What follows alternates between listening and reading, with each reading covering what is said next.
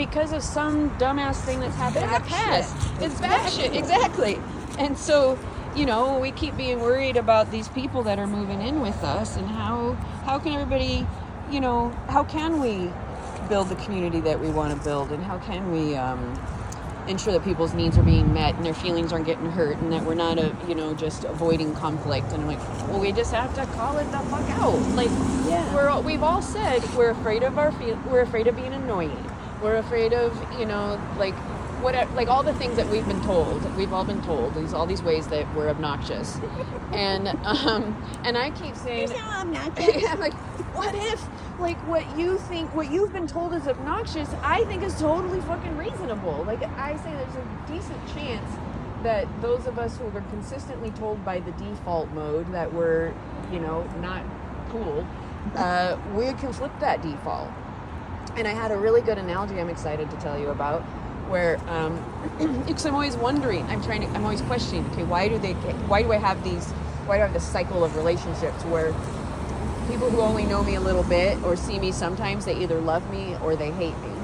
And then even in deep relationships, there's always at some point, even when people are like, oh yeah, I love you unconditionally, at some point we reach this point where they're like, okay, you're an asshole, and you know, you've been a bully all along. And I'm always like, what the fuck is happening?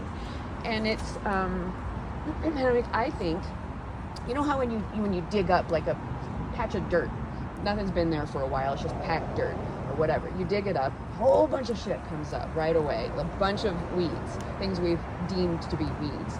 Well, now I'm learning a lot about those sort of things are often actually extraordinarily beneficial plants, extremely nourishing to the soil, nourishing to those around, you know, people can eat it or just whatever. And so I'm like, well, what if, and if you leave them alone, they will replenish the soil will be stronger, and I'm like, well, what if I'm one of those weeds, like quote unquote weeds, like, you know, our society has decided we're gonna poison you, we're gonna pull you out, like, we don't want you, we want this fucking grass shit, this homogenous shit. And so, and I'm like, I'm starting to think that I am like one of those plants. I come up during, you know, her rapid growth. I support nourish the soil, and a lot of times, oh, hello, yeah. A lot of times people hate it. Yeah. They hate it. And I'm like, quit ripping me out of the soil and quit poisoning me with your fucking chemicals. And we watched, do you remember did you ever watch Seinfeld? Yeah. So you remember the episode, the BO episode, where the valet drives his new car, and he has such caustic BO that he can't get it out of the car. It gets all over everybody. Elaine doesn't get laid because her boyfriend can smell, you know what I mean? And so everything they were saying is the kind of stuff that I say about chemicals. But they're saying it about BO. And so I like love this episode now, because I'm like, shit, this is what I can show people. Like, this is my experience. You see, like, I can't get the smell out.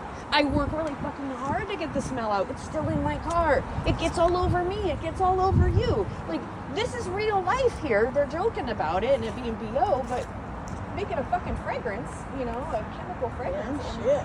It will never go away. So, yeah, I got really excited about that.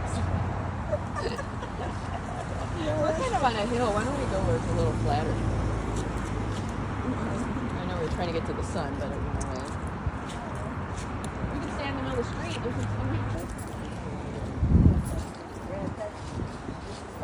Hi.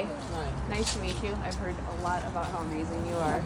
Very excited to have gotten to be the chauffeur today.